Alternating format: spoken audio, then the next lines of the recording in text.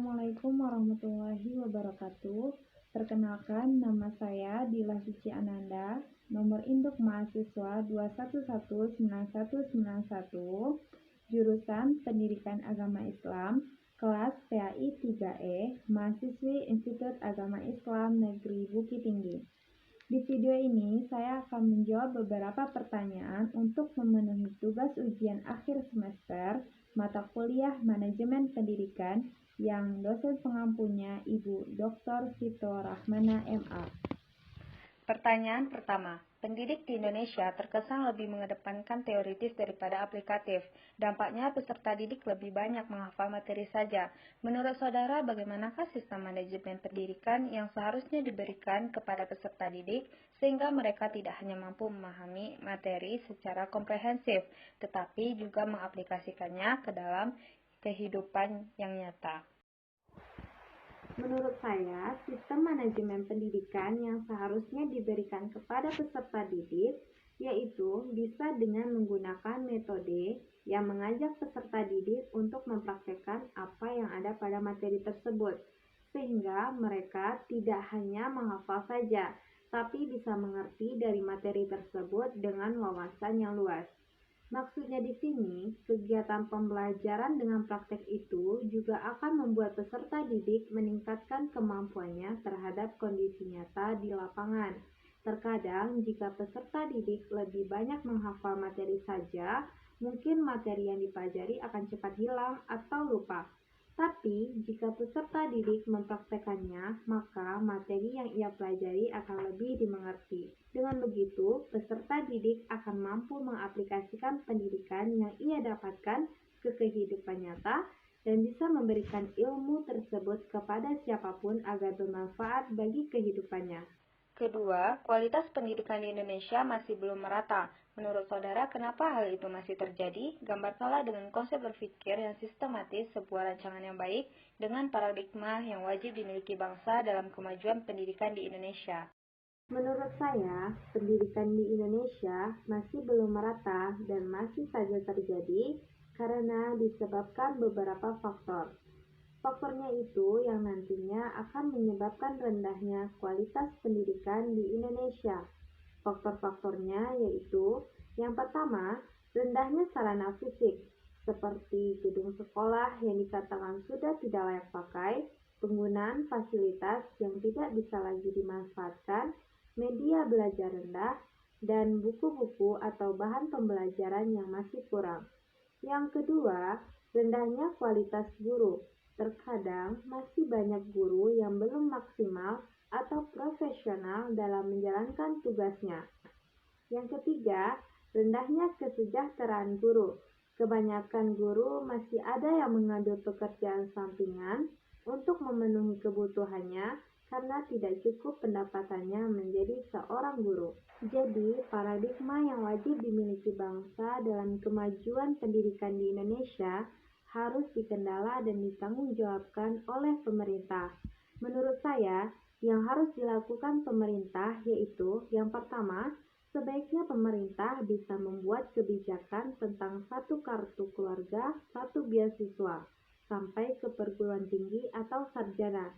Dan yang kedua, pemerintah membangun sekolah-sekolah di daerah terpencil atau terpelosok agar mudah diakses. Yang ketiga, pemerintah diharapkan agar meningkatkan kualitas dan kuantitas guru di Indonesia.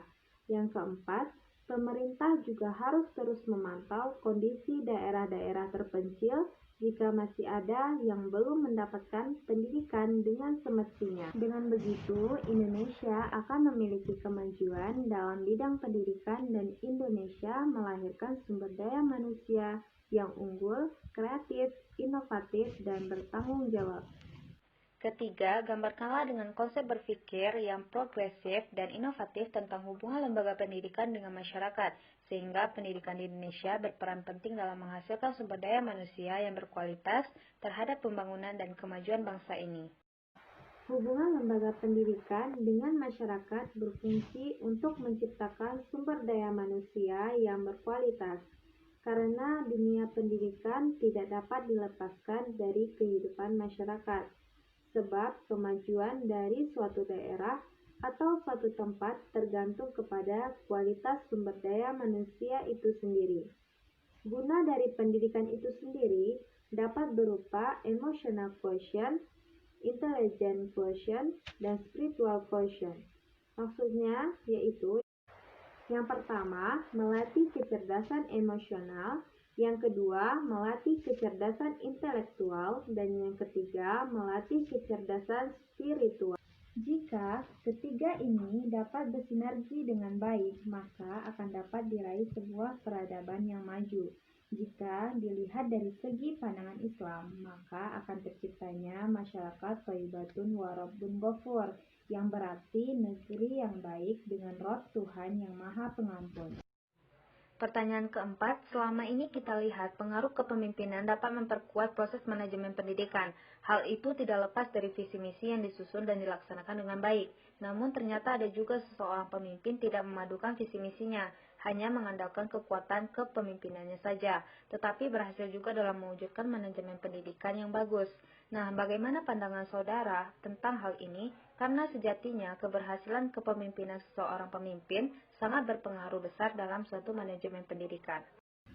Untuk karakter atau gaya kepemimpinan sendiri ada beberapa macam.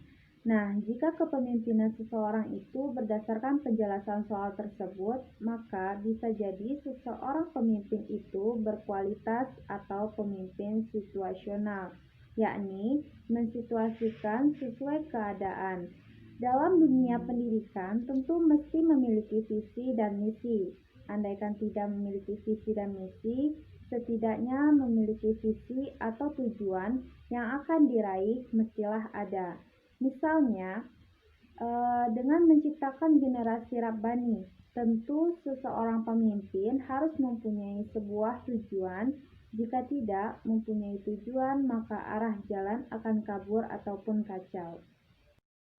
Kelima, dalam situasi lingkungan yang penuh dinamika, manajemen pendidikan harus bisa menciptakan pelayanan yang memuaskan kepada peserta didik, orang tua, dan masyarakat. Lalu, bagaimana dengan kondisi pendidikan sekarang yang mengharuskan kegiatan belajar daring dan masalah utamanya adalah kesulitan mendapatkan sinyal? Alhasil, peserta didik tidak bisa belajar maksimal, sementara pendidikan pun sudah mengupayakan bantuan kuota internet. Padahal salah satu prinsip utama supervisi pendidikan adalah bukan mencari kesalahan tetapi mencegah kesalahan. Sebagai orang yang terdidik, bagaimana pandangan saudara mengenal hal ini dan apa yang bisa saudara kontribusikan melalui pemikiran saudara bahwa saat yang bersamaan dengan kondisi pandemi ini, pendidikan masih bisa bersaing secara efektif dalam konteks lokal, nasional, bahkan global. Masalah yang sering terjadi pada sekolah daring sudah pasti jaringan dan biaya kuota internet. Terkadang banyak sekali peserta didik yang di daerah tempat tinggalnya memiliki jaringan yang sangat payah, dan siswa tersebut harus bepergian keluar rumah untuk mencari sinyal.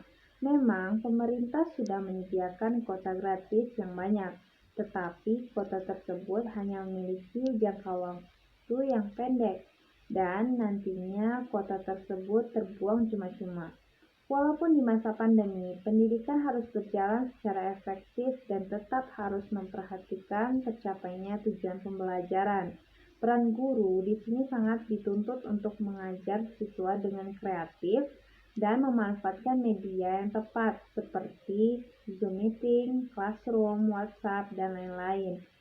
Dan guru juga harus memotivasi dan memberikan pemahaman kepada peserta didik bahwa tugas tersebut bukanlah beban, tetapi untuk mempermudah peserta didik dalam memahami materi.